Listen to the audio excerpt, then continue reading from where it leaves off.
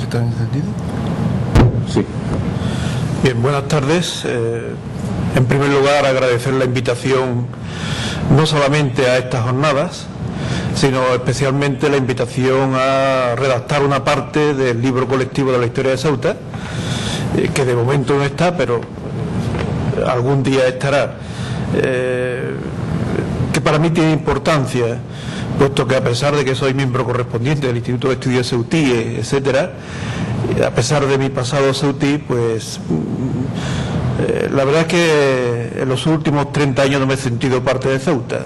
Ceuta era mi pasado, que no existe naturalmente, pero digamos este libro que aún no existe, pero que espero que un día no muy lejano sí que esté en las calles, en las librerías y en las bibliotecas, pues de alguna manera viene a reconciliarme con Ceuta, con la Ceuta pues con la que es, con sus grandezas, sus miserias, sus mediocridades, sus magníficos archivos, sus espléndidas bibliotecas, etcétera, etcétera. También con sus horribles edificios frente a la Iglesia de los Remedios y tal, ¿no? Pero bueno, esto es lo de cada día en todas las ciudades de nuestro país, de nuestro planeta. Una historia de Ceuta en el siglo XVIII pues realmente es complicado, como ya decía el presentador, cómo encajar la historia de una ciudad viva como lo es Ceuta, desde siglos atrás, como ya los demás ponentes han ido explicando a lo largo de esta jornada y seguirán explicando los días próximos, cómo encajarlo en un siglo. Bien, de todas maneras yo pienso que tiene cierta lógica en el siglo XVIII. Posiblemente en otros también, pero el siglo XVIII tiene cierta lógica, porque se puede datar muy bien el inicio de ese siglo en 1694, es decir, el sitio a que es sometido Ceuta por las tropas de Muley Ismail, 1694 hasta 1727, pero en realidad lo más grueso será hasta 1721, es decir, 1694-1721, el gran y largo crónico sitio que ha sometido a la ciudad fue una bendición para la ciudad, porque en definitiva ese largo sitio, con todo el horror y la destrucción que supone cualquier guerra, pero para los dos contendientes vino a significar o posibilitó el nacimiento de Ceuta como una ciudad, una auténtica ciudad. Dejó de ser una fortaleza, se transformó en una ciudad, aunque finalmente en el siglo XIX, a muy comienzo ya del siglo XIX, fue raptada y transformada en un presidio. Por lo tanto, el siglo XVIII tiene cierta unidad, por lo menos a mí me lo parece. Ya saben ustedes que la historia no es sino el quehacer de los historiadores, que somos meros interpretadores, que interpretamos, que tenemos opinión, con menor o menor formación, pero de eso se trata. Y mi interpretación de la historia de Ceuta en el siglo XVIII es esta, que durante un siglo hubo una esperanza de que esa ciudad se convirtiera en algo mucho más de lo que fue, pero que desgraciadamente en parte se frustró. No completamente, evidentemente, pero, repito, colocar el inicio de la transformación de Ceuta en una ciudad hay que datarlo en 1694. Para ello no hay que mirar únicamente a Ceuta, hay que mirar al Imperio Español. El Imperio Español, por esa fecha, en plena decadencia, decadencia que se consuma con la larga guerra de sucesión a la corona española, 1700, 1701 hasta 1714, va a culminar en esa catástrofe del 14, bendita catástrofe también, que supone la aligeración o la disminución del enorme, dilatado, extensísimo Imperio Español. En concreto se perderán los territorios de Flandes, los dominios italianos, también el añadido de Orán e incluso Gibraltar y Menorca. Pero esa pérdida fue benéfica para el Imperio Español, para lo que quedaba del Imperio Español, como mínimo, redujo enormemente las necesidades defensivas de tan dilatado litoral que tenía ese enorme Imperio Español, que no era poca cosa. Y en esa reducción del sistema portuario imperial, Ceuta comenzó, o debía haber comenzado a jugar un papel importantísimo a partir de, no ya de 1714, sino de 1704, cuando los ingleses o la escuadra anglo-holandesa se apodera de Gibraltar. Es decir, Ceuta juega a partir de entonces un papel importantísimo como guardiana del estrecho, juntamente con Gibraltar. Dos guardianes con un poderío muy desigual. el inglés mucho más potente que el español de los Borbones por el momento. Eso es fundamental entender estas cuestiones. Es decir, que lo fundamental no es la guerra con Marruecos, no es resistir el sitio de las tropas marroquíes, que lo fue, sino lo importante fue esta nueva reubicación de Ceuta en la estrategia del imperio. Ahora bien, por desgracia, en este vistazo, y me apropio un poco de la palabra con la que comienza el lema de esta jornada, el vistazo a la historia de Ceuta, nos indica que se cumplió una especie de fortaleza que vigilaba el desierto de los tártaros. Una enorme fortaleza, una soberbia fortaleza,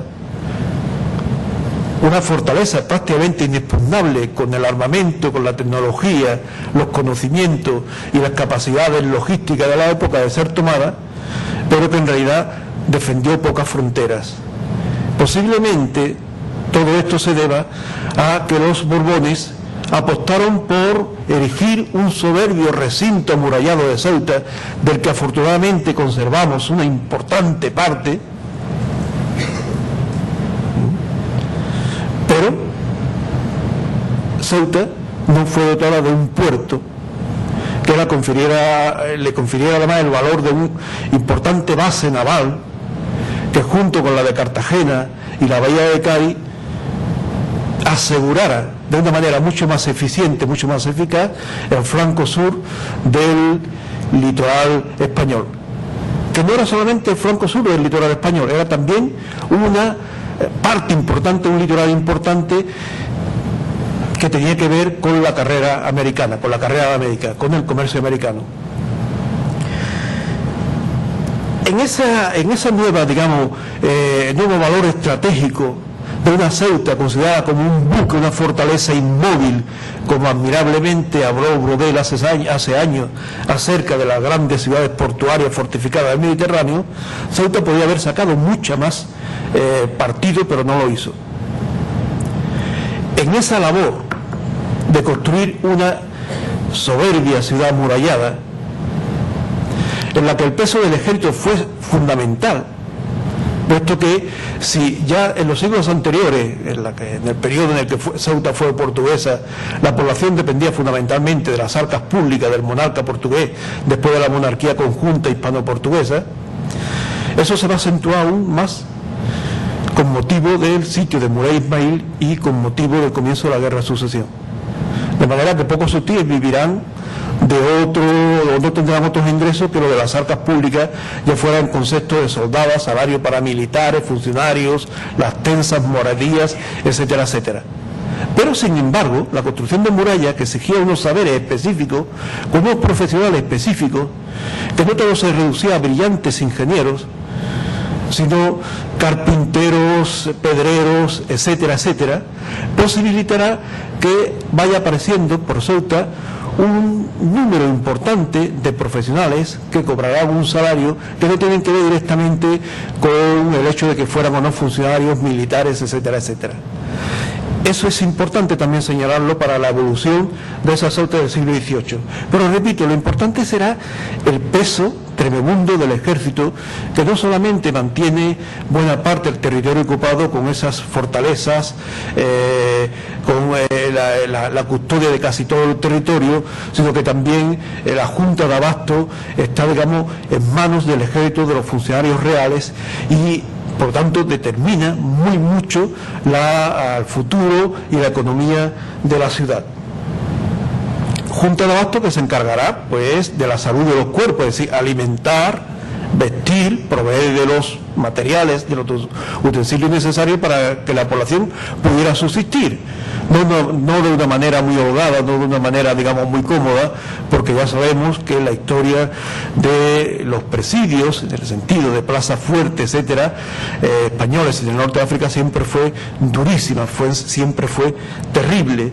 Pero dentro de esa situación, pues esta función aseguradora del ejército, por medio de esa supremacía a la que me estoy refiriendo, aseguraba como mínimo la salud de los cuerpos, bajo mínimo, pero la salud de los cuerpos. El otro gran agente de la historia de Ceuta en ese siglo, en el siglo XVIII, en el 700, será la Iglesia, que se ocupará o debió de ocuparse de la salud de las almas. Bien, se ocupó, es obvio.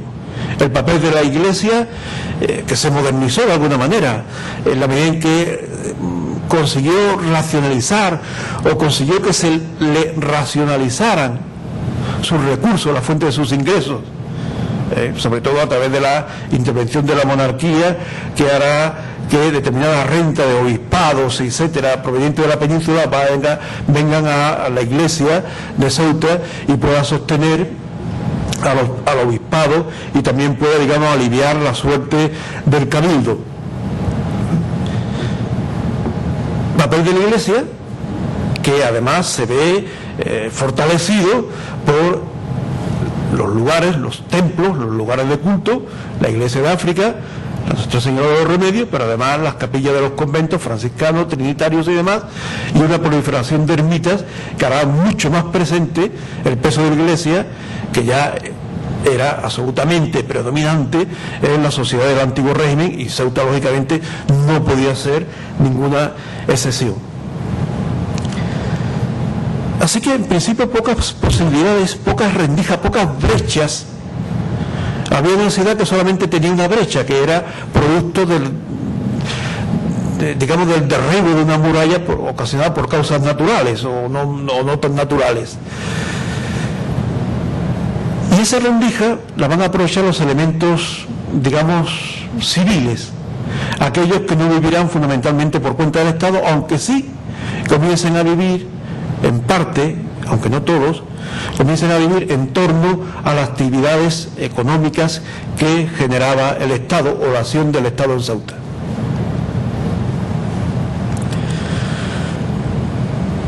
Llegar a este punto es absolutamente necesario tener en cuenta la evolución demográfica de Ceuta. Así, ¿qué pasa con la población?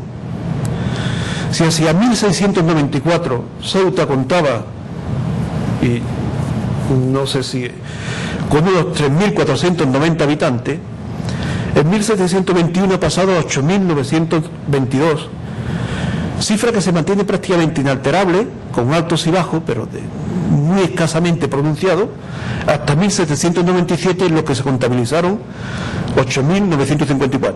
Bien, todo esto hubiera quedado mejor con un PowerPoint, pero bueno, por razones propias de la edad lo olvidé, y menos mal porque después del despliegue del PowerPoint de Simón yo hubiera quedado fatal, que los míos son más casolanos, más caseros, digamos. Así pues, un incremento importante de la población, es decir, la población de Ceuta entre 1694 y 1721 se multiplica por dos y algo, 2,5. Y las demandas que genera una población tan importante desde el punto de vista alimenticio, desde el punto de vista del vestuario, desde el punto de vista de la vivienda, desde el punto de vista del armamento que es necesario también para proteger a esa población, desde el punto de vista del cuidado de sus almas, es decir, templos y lugares de culto, etcétera, etcétera, desde el punto de vista también de la organización del comercio. Ya no se trata solamente de unos grandes almacenes, que los conservamos también inutilizados, allí cerca de Moyalfao, pero eso ya dará también lugar a la proliferación de pequeñas tiendas o tenduchos que revitalizan el comercio al por menor, un comercio subsidiario del comercio, digamos, estatal, pero bueno, de alguna manera, pues un comercio que tiene que ver con la revitalización económica de la Ceuta del momento. Así pues, un incremento demográfico espectacular y muy importante, que se pone en relación con la evolución demográfica de las ciudades cercanas del Estrecho, pues realmente cobra su importancia, que eso también habrá que hacerlo un día, y poner de relieve cómo fue un siglo magnífico para Ceuta desde este punto de vista. Pocas ciudades, no las importantes, que Cádiz, etcétera, conocieron una evolución tan espectacular desde ese punto de vista. Pero el crecimiento demográfico que tiene que ver con la necesidad defensiva, es decir, repeler de la mejor manera que se pudiera el sitio al que las tropas del sultán de Marruecos, del emperador de Marruecos, habían puesto la ciudad. Es por lo tanto un crecimiento demográfico totalmente procedente de la bueno, yo no lo llamaría corriente migratoria, es decir, la llegada de soldados, de tropas, aunque también hay que tener en cuenta que parte de esas tropas venían con sus oficiales y parte de estos oficiales venían con sus familias, etcétera, etcétera, lo cual contribuyó también a renovar de alguna manera a las viejas familias portuguesas, en la medida en que los oficiales del rey pues eran buenos partidos para las chicas casaderas o por casar de las viejas familias portuguesas. Así que un crecimiento demográfico que no tiene que ver con la capacidad, la propia evolución natural, biológica de la ciudad, sino que tiene que ver con un hecho bélico. Por eso, repito, remacho, ¿no?, reafirmo ese aspecto positivo de ese asedio del que siempre se ha considerado de una manera tan negativa. Naturalmente, ese crecimiento demográfico, que supone que la mayoría son soldados, oficiales si quieren, pero que también comienzan a llegar individuos que se dedican a faenas civiles, los especialistas en la construcción de murallas, la construcción a seca, etcétera, etcétera. Se ve también, digamos, bueno, aquí pueden hacer un paralelismo con la evolución actual de nuestro país, de la evolución actual española. El motor de la economía es en la construcción. En Ceuta, durante buena parte del siglo XVIII, el motor de la economía será la construcción, no solamente la construcción, pero jugó un papel importante, para que tengamos una idea de qué estamos hablando. Repito, este valor que la construcción supone para la economía ceutí se ve reforzada por otras actividades de importancia extraordinaria. En primer lugar hay que hablar de la almadraba, ya ha sido tocada por historiadores ceutíes del propio instituto, yo también lo he tocado, tiene un valor, una importancia extraordinaria. Quizás hasta ahora no tenga tanta importancia porque no la hemos comparado con lo que sucedía en las explotaciones almadraberas, con la pesca del atún en la otra orilla del estrecho. De manera que si cruzamos los datos actualmente disponibles a través de los trabajos de los geógrafos Urteaga o del inglés Klein, que presentó en la Semana de Prato hace 2 años, pues vemos claramente que el índice o incluso los números absolutos de captura de atún en las almadrabas que van desde Barbate hasta Tarifa no hicieron sino de crecer a lo largo del siglo XVIII hasta llegar a sus cotas más bajas justo a comienzo del siglo XIX. ¿Y qué pasa en Ceuta? Sucede justamente lo contrario. Algo que tiene que ver, lógicamente, con cuestiones que ha planteado, o que podía muy bien plantear, Chamorro. Algo que ya avisó en el propio siglo XVIII el padre Sarmiento, Martín de Sarmiento, cuando el duque le subvencionó un trabajo para que averiguara, bueno, ¿por qué los atunes no pasan por donde pasaban? Sí, ahí tiene que ver algo con las corrientes marítimas, con esa, digamos, capacidad o no de una u otra orilla para producir un mayor alimento para esas especies o las especies de las que se alimentan los atunes, etcétera. Es decir, hay un desvío claro de los atunes de la orilla norte a la orilla sur. Los atunes siguen llegando, siguen atravesando el estrecho, pero ahora lo hacen preferentemente por la zona sur. De manera que si hasta comienzo del siglo XVIII fue proverbial aquella frase que habrán oído o leído, ¿a dónde vas? A por atún y a saludar al duque. Al duque de Medinaceli, quien tenía el monopolio de la almadraba. En realidad, en el siglo XVIII habría que modificar esa frase. ¿Dónde vas? A por atún y saludar a los chiafinos.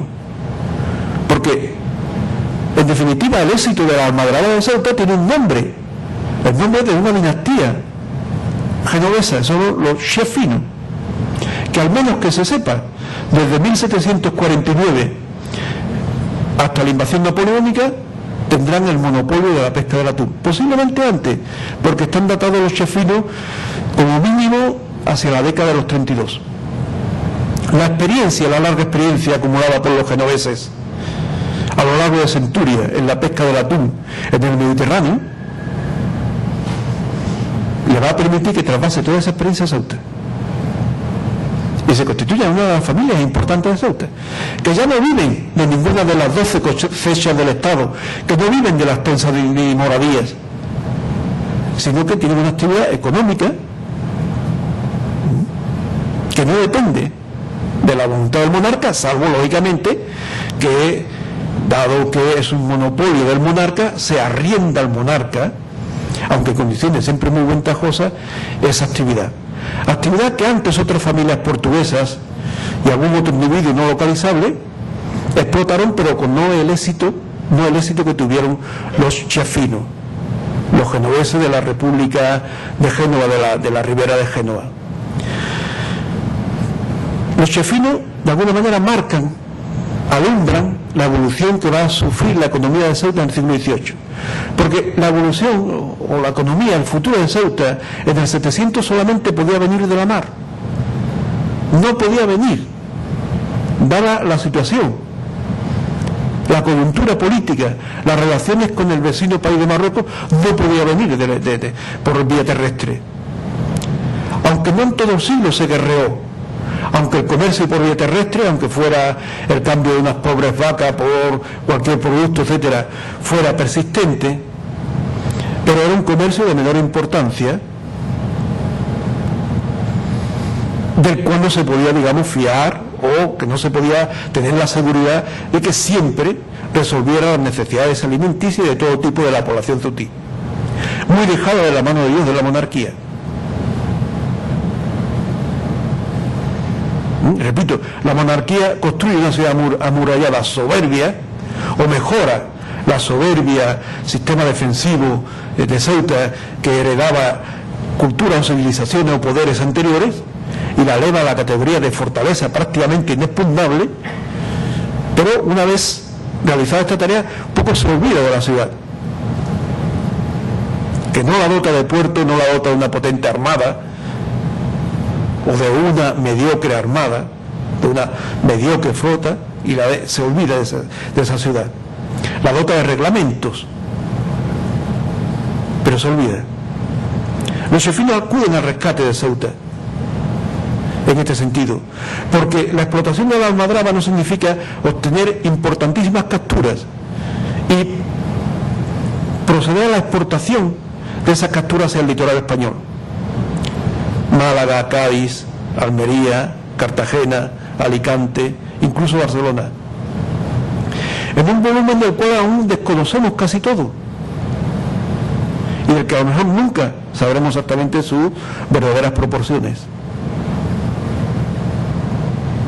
Pero no solamente se trataba de esto, de que las riquezas que acumulaba antes el duque la acumulen ahora los chiafinos, y que ello suponga la llegada a la ciudad de nuevos profesionales. Quizás pueden decir ustedes, bueno, de menor fuste que un maestro carpintero, que un cantero, etcétera. Pero serán los pescadores especialistas, la almadraba, especialmente valencianos, los que vendrán a trabajar en Ceuta en una migración de temporada. Algunos de los cuales naturalmente se quedarán, fijarán su residencia en Ceuta. Y ello va reforzando aún ese elemento civil que vive ya de su propio trabajo, que no vive directamente del Estado. Ellos van construyendo una Ceuta civil. No son los únicos, pero son un agente muy importante en este sentido. Repito, no solamente exportar atún y los beneficios que esto se deriva. El monopolio de la almadraba normalmente iba asociado con el monopolio de la franquicia en la extracción de sal. Es decir, el atún se pesca y como las técnicas conserveras dependían fundamentalmente de la sal, pues para asegurar que la asentista de la almadraba tuviera éxito, pues había que procurarle la sal libre de derechos. Y los chiafinos, como buenos genoveses o como buenos negociantes del Mediterráneo, como buenos negociantes, pues nunca los negociantes, los comerciantes nunca se han sentido particularmente obligados a cumplir las leyes. Así lo que harán es que no solamente sacan libre de derecho la sal para sus pesquerías, para salazonar sus atunes, sino que procederán a vender la sal que saca de las salinas de la zona de Huelva y venderla en otras zonas del litoral donde la sal era escasa. Todo eso supone una exigencia, unas necesidades importantes a los chiafinos. Necesitamos barcos, embarcaciones.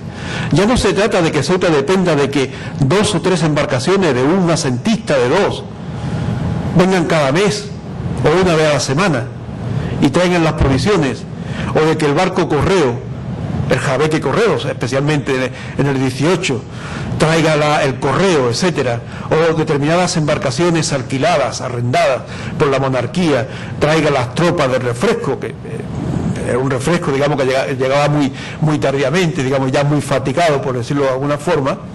Ya no se trataba de eso, se trataba de que había que contar con una flota propia. Y los chefinos a lo largo del siglo XVIII fueron adquiriendo embarcaciones para asegurar sus negocios, que se fueron extendiendo. Porque los chefinos además instalaron fábricas de fideos, de pasta. Es decir, que también inyecta una savia nueva en el raquítico, muy raquítico, sector industrial de la ciudad. Naturalmente, al calor del éxito de los chefinos vendrán otros genoveses que competirán con ellos para arrebatarle el asiento o la explotación de la almadraba, el monopolio de la sal, etcétera, etcétera. También al calor del éxito de los chefinos vendrán otros individuos peninsulares que entenderán que en Ceuta ahora hay posibilidades de hacer negocio y comenzarán a aparecer individuos que también tienen sus propias embarcaciones y que lógicamente un patrón de una embarcación o el propietario de una embarcación utiliza esa embarcación de la manera que sea y para lo que sea. Depende de la coyuntura. Allá donde haya negocio, allá se utiliza esa embarcación. ¿Cuál será otro gran negocio de la Ceuta del momento? Aunque no fue un negocio tan redondo como la explotación de la almadraba, el armamento en corso, la actividad corsaria. El corso, ya saben ustedes, es una actividad en la que unos particulares reciben una patente, el permiso por parte de la monarquía de la corona, para que combata las embarcaciones de los enemigos. Es decir, España entra en guerra con Inglaterra, determinados particulares adquieren una patente que le da derecho a perseguir y capturar las embarcaciones inglesas, a apoderarse de esas embarcaciones, de los bienes, mercancías que lleve, etcétera, etcétera.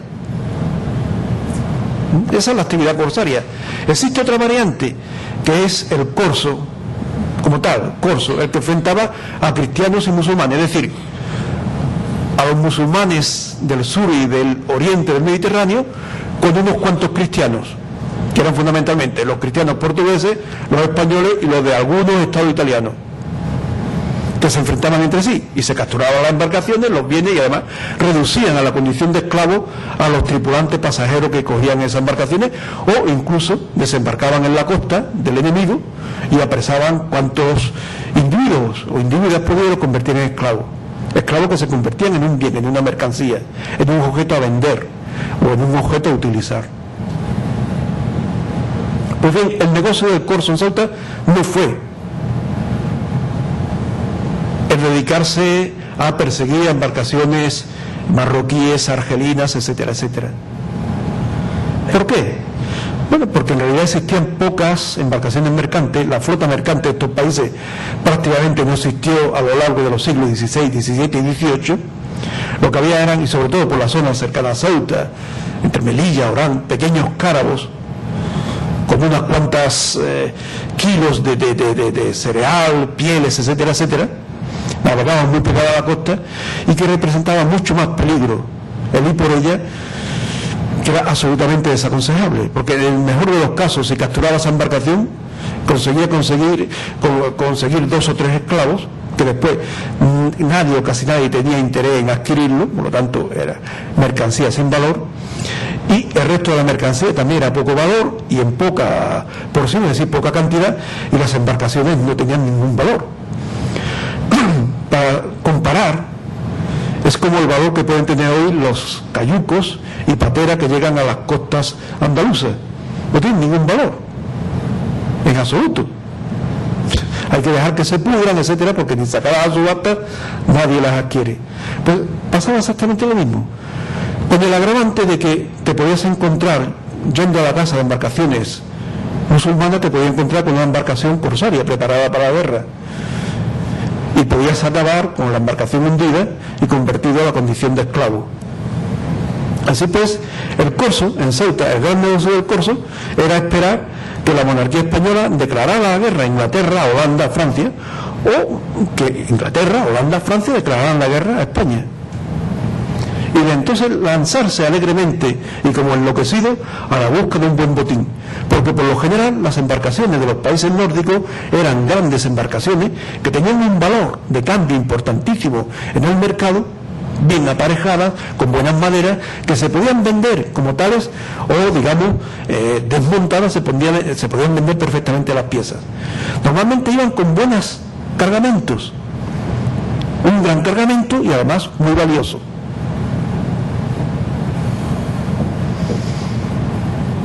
Y este era el gran negocio del corso.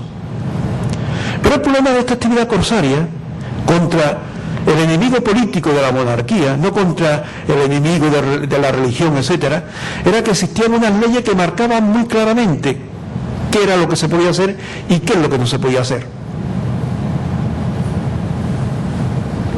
Es decir, cualquier embarcación musulmana que tú tomaras era legítima. No se conoce ni siquiera la excepción que confirme la regla de que una embarcación musulmana tomada por cristianos fuera declarada mala presa. Es decir, que había que devolver la embarcación a sus propietarios. No se conoce.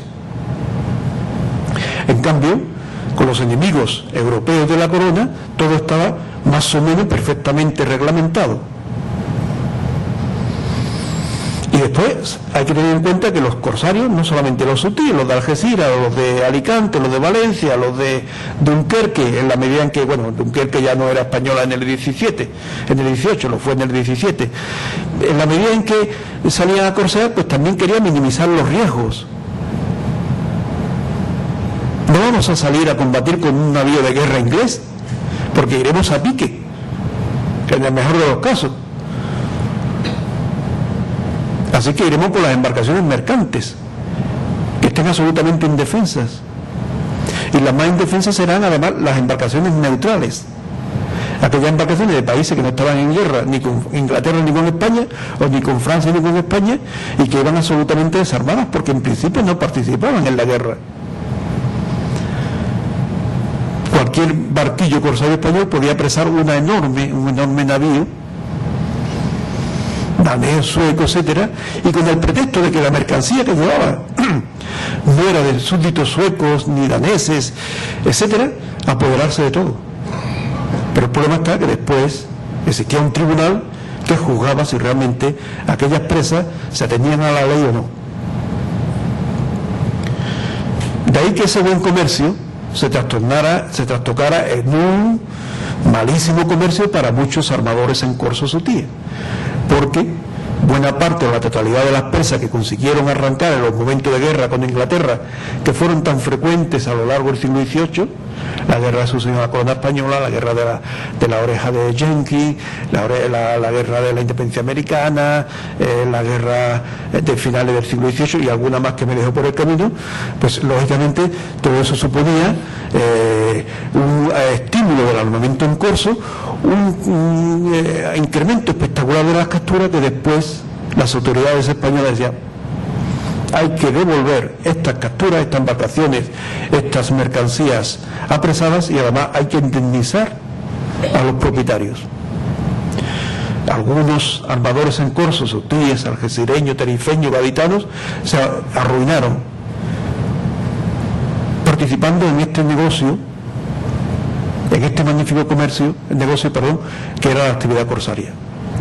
De ahí pues que es una actividad que reporta quizás más pérdida que beneficio, pero que sí tuvo una clara ventaja para la ciudad, porque reforzó la flota de Ceuta. Es decir, bien sea comprando embarcaciones que otros apresaron, o dadas por buena algunas de las embarcaciones que consiguieron, la flota de individuos de Ceuta, fueran o no funcionarios del rey. Muchos de los armadores en corso a los que me refiero, pues eran individuos tenientes del rey, etcétera, etcétera, militares que, digamos, compaginaban sus dedicaciones en cosa tan natural en Ceuta durante lustros, ¿no? Así pues, ese negocio contribuyó a fomentar la vocación marítima de Ceuta. Y el último estallido de esta, digamos, economía marítima tendrá que ver cuando cambian la coyuntura política entre España y Marruecos. Es decir, cuando a partir de 1767 España y Marruecos por fin firman ya un tratado de paz, por fin entienden los soberanos que ya es hora de dejar de guerrear, etcétera, y que por medios pacíficos pues las cosas podían ir mejor para todos. Realmente tuvieron que pasar mucho tiempo para que los borbones llegaran a esta condición, para que también los marroquíes hicieran lo propio. Tardó más con los argelinos, con los otomanos, con los tripolinos, tunecinos, pero por fin, finalmente. Y a partir de ahí se inicia un tráfico muy activo con Marruecos. Un tráfico muy activo, un pequeño tráfico, un tráfico de cabotaje, que prácticamente sería un cuadrilátero cuyos ángulos serían Cádiz, Tánger, Tetuán y Málaga, y entre ellos incluidos Ceuta, Algeciras, Gibraltar, por supuesto, Tarifa, etcétera. Y es una oportunidad tremenda de ganancia. Son pequeñas embarcaciones que llegan y cargan unas cuantas kilos, no sé, no me atrevo a decir cantidades, de garbanzo, cereal, ganado vivo, que como se transportaba entonces, etcétera. Un corto número de productos, pero muy necesario para una ciudad que vivía siempre a expensas de sí. Lo que se ha dicho también antes, las corrientes o no, llegaban o posibilitaban que llegara el tan necesario suministro desde la península. Ese negocio, pequeño negocio, esa pequeña actividad de cabotaje, va a ser la ocasión para que un numeroso grupo de patrones se asiente en Ceuta.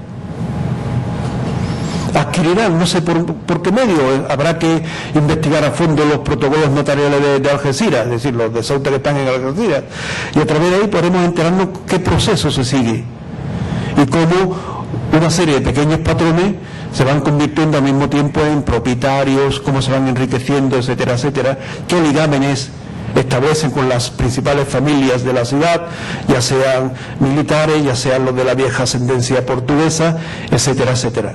Son también elementos que no tienen nada que ver con el ejército. También viven como los almadraberos o los chafinos, como los pescadores, como aquellos que vienen a construir las murallas, viven de la actividad económica privada o particular. Así pues, eso es importante. Desde este punto de vista, también podemos encarar, desde este papel importante de la economía particular, que va reduciendo, quieras que no, la fuerza del ejército de la Iglesia, porque va haciendo que emerja un agente novedoso, que es el que construye ciudad. Por esa vía también se producen transformaciones importantes en lo demográfico y en lo cultural. La ciudad se castellaniza, es decir, el peso de la ciudad, de las viejas familias portuguesas, ante esa aluvión de soldados, pero también pescadores, patrones, marineros y demás, y también desterrados, por supuesto, pues lógicamente va perdiendo fuerza, y la ciudad se vuelve más homogénea, pero al mismo tiempo gana en variedad, porque buena parte de los que llegan no son castellanos o españoles, no son peninsulares, o son peninsulares pero de otras penínsulas, italianos, son continentales, suizos, alemanes, parte de las tropas son extranjeros. Y después tenemos también la llegada de los mogatases, de aquellos que al final del siglo, aquellos argelinos que siguen fieles a la corona, incluso cuando la corona abandona Orán, y se los trae con su familia y se instalan en Ceuta. Es decir, que la ciudad no pierde, riqueza cultural por ese aplastante dominio biológico de lo castellano. Por el contrario, quizás la ciudad en ese momento gana una variedad bastante notable. Y lógicamente, este peso de esa nueva economía, me permito licencia porque bueno, el título ya me permite, no el vistazo a la historia de Ceuta, esa nueva economía, esos agentes transformadores de Ceuta que tan poca atención han merecido hasta el presente, empiezan a reclamar lugares de sociabilidad. Estamos en un siglo en el que la Iglesia tiene un papel hegemónico, prácticamente no se podía vivir fuera de la iglesia. Bueno, es un decir, si no se hubiera podido vivir fuera de los límites que marcaba la iglesia, que eran todos, pues ni existirían ni el Calixto, ni la Milibea, ni la Celestina, ni tantas, ¿verdad? Pero bueno, es un decir, ¿no? Se empieza a reivindicar lugares en los que estos individuos tengan algo que decir con respecto al futuro, al presente y al futuro de la ciudad. Es decir, los gérmenes de lo que puede ser lo que más tarde sería el Ayuntamiento de Ceuta a comienzos del siglo XIX, o la Junta de la ciudad del XIX, pues comienza, digamos, a surgir de la transformación de la Cámara portuguesa, en lo que estos individuos pues ya comienzan a tener sido voto, por lo menos voz. Es decir, están reclamando un cambio sustancial a la ciudad. Están poniendo de relieve en un proceso que, bueno, seguramente algunos de los que están aquí lo conocen, pero yo no, en un proceso en el que están diciendo a voces que los reglamentos de 1715, 1745, 1791 y demás, sí, están muy bien para los militares, etcétera, etcétera, pero hacen falta cambios más profundos en la Ceuta del siglo XVIII. Y la prueba es que cuando la Constitución de Cádiz, cuando los diputados que se pueden reunir en Cádiz dan por abolido el antiguo régimen, etcétera, etcétera, se ha obtenido un breve periodo de libertad en la que estos individuos intentan asumir el mando de la ciudad. Aquello es un otoño que se agosta dramáticamente con la vuelta del deseado y el viva las cadenas, etcétera, etcétera. Pero bueno, como mínimo al deseado no hay que darle una coherencia, por lo menos desde el punto de vista ceutí, ya que también aquí se reclamaba aquel grito de viva las cadenas, pues el bueno de Fernando convirtió a la ciudad en presidio, por lo menos por una vez hizo caso totalmente a las peticiones de Ceuta. También una válvula de escape, en mi opinión, fueron las cofradías que se crean. Porque claro, el número de cofradías que se crea en la ciudad fue, en fin, tampoco soy un especialista, bueno, yo creo que en este trabajo cuando más avanza, más te das cuenta de que no eres especialista en nada, pero menos en historia de la Iglesia. Pero me parece que el número de cofradías fue extremadamente numerosa, fragmentaria, y que ahí está indicando que, bueno, que hay individuos que necesitan una tribuna, un espacio de sociabilidad en el que estar presente, en el que hacer oír su voz y seguramente valer sus intereses. Normalmente no hablamos y no queremos sacar algún beneficio. Bueno, hay los habladores impenitentes, pero bueno, eso son los mínimos, ¿no?